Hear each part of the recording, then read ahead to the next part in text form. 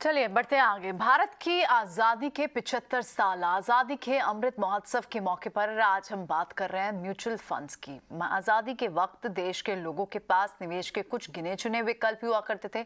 लोग या तो बैंकों में एफडी कराते थे, सेविंग अकाउंट में पैसा रखते थे, या फिर सोना चांदी और या फिर ज़मीन पे पैसा निवेश करते थे। लेकिन 60 और 70 के दशक में निवेश की पारंपरिक दुनिया में म्यूचुअल फंड्स ने दस्तक दी और अब म्यूचुअल फंड मौजूदा दौर में निवेश के शानदार विकल्प के तौर पर उभरा है। इतने सालों में म्यूचुअल फंड्स ने किस तरह अपना सफर तय किया है और उसमें किस तरह के उतार चढ़ाव देखने को मिले हैं, आइए देखते हैं इस खास रिपोर्ट में।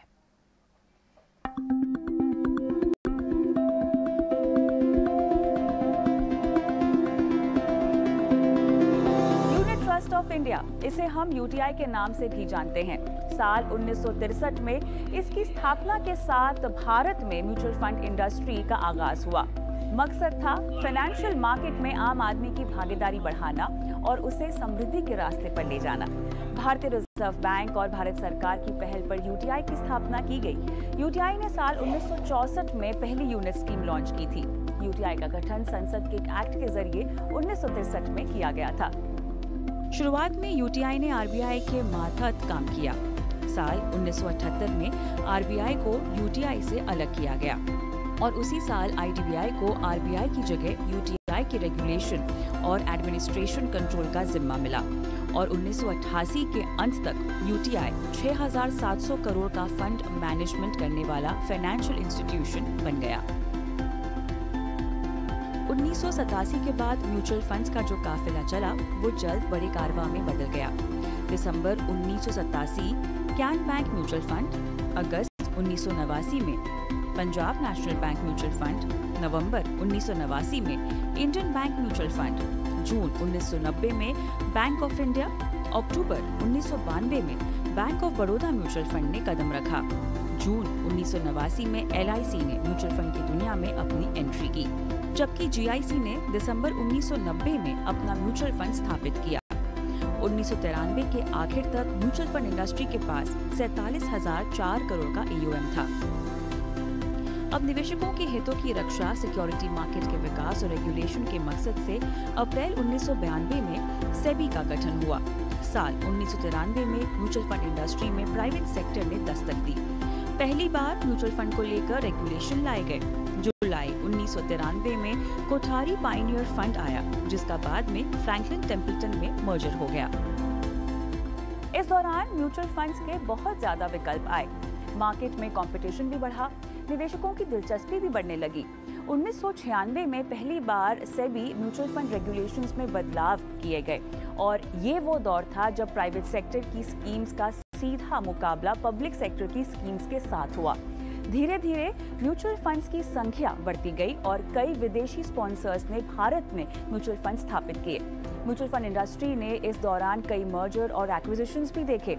जनवरी 2003 के अंत तक 33 म्यूचुअल फंड थे, जिनका कुल एयूएम 1,21,805 करोड़ रुपए था। इनमें अकेले यूटीआई की अगर हम बात करें तो यूटीआई के पास 44,541 करोड़ रुपए का एयूएम था। फरवरी 2003 में यूटीआई को तोड़कर दो हिस्से किए गए, specified undertaking of the unit trust of India यानी सूटी और यूटीआई म्यूचुअल फंड्स। साल 2009 में मंदी का दौर पूरे विश्व को अपनी गिरफ्त में ले चुका था। तमाम निवेशकों ने अपनी पूंजी गंवाई। लोगों ने न सिर्फ कैपिटल मार्केट में पैसे खोए बल्कि विश्वास भी खोया। ये दौर भारतीय म्यूचुअल फंड इंडस्ट्री के लिए काफी चुनौतीपूर्ण रहा। सेबी ने एंट्री लोड खत्म किया और वैश्विक मंदी का असर म्यूचुअल फंड सेक्टर पर अगले 2 साल तक रहा। वक्त बदला और कहीं ना कहीं सेबी को म्यूचुअल फंड को लेकर जागरूकता बढ़ाने को लेकर कदम उठाना जरूरी लगा। खासकर छोटे और मझोले शहरों तक सेबी ने 2012 में देश के म्यूचुअल फंड इंडस्ट्री की पहुंच बढ़ाने के लिए कई कदम उठाए। इन कदमों के जरिए न सिर्फ ग्लोबल मंदी का असर खत्म हुआ, लेकिन 2014 से म्यूचुअल फंड में इनफ्लो बढ़ने का सिलसिला भी जारी रहा। म्यूचुअल फंड इंडस्ट्री का सफरनामा। मई 2014 में पहली बार 10 ट्रिलियन रुपए के एयूएम का आंकड़ा पार। अगस्त 2017 में एयूएम का आंकड़ा 20 ट्रिलियन रुपए के पार। नवंबर 2020 में 30 ट्रिलियन रुपए एयूएम का आंकड़ा पार।